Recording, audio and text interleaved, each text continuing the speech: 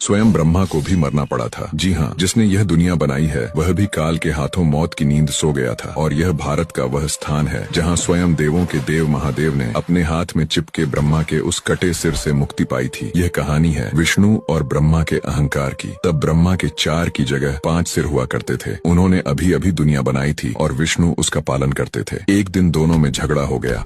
मैं महान हूँ। नहीं, मैं तुमसे ज्यादा महान हूँ।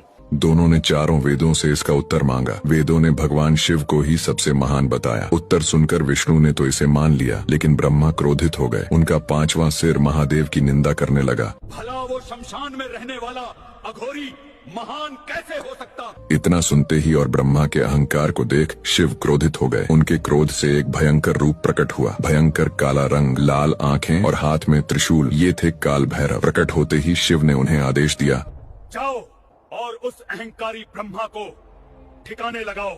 भैरव ने ब्रह्मा के उस 5वें सिर को धड़ से अलग कर दिया जिसने शिव की निंदा की थी। सिर कटते ही ब्रह्मा का अहंकार टूट गया। उन्होंने भगवान शिव तथा काल भैरव से क्षमा मांगी। ब्रह्मा जी को तो माफ कर दिया, लेकिन वह ब्राह्मण थे और एक ब्राह्मण का सिर काटने की वजह से काल भैरव को ब्रह्म हत्या का पाप लग गया। ब्रह्मा का वह कटा सिर उनके हाथ से चिपक गया। इस भयानक पाप से मुक्ति के लिए वे दर दर भटकने लगे। हाथ में ब्रह्मा का कटा सिर लिए वे भिक्षा मांगकर गुजारा करते थे। कई युग बीत गए, लेकिन वह कपाल उनके हाथ से नहीं छूटा। भटकते हुए वे एक दिन काशी आ पहुँचे। जैसे ही उन्होंने इस जगह पर पैर रखा, ब्रह्मा का सिर उनके हाथ से छूट गया। अब वे पाप से मुक्त हो चुके थे। शिव प्रकट हुए और काल भैरव को काशी का कोतवाल नियुक्त किया गया। उन्हें यह भी वरदान मिला कि जो भी काशी में प्राण त्यागेगा उसके कर्मों का हिसाब भैरव ही करेंगे, जिसे भैरव यातना कहा जाता है। इस घटना को हुए कई युग बीत गए, लेकिन आज भी काशी की रक्षा स्वयं काल भैरव करते हैं। जो भी बाबा के भक्त हैं, कमेंट में उनके नाम का जयकारा जरूर लगाएं।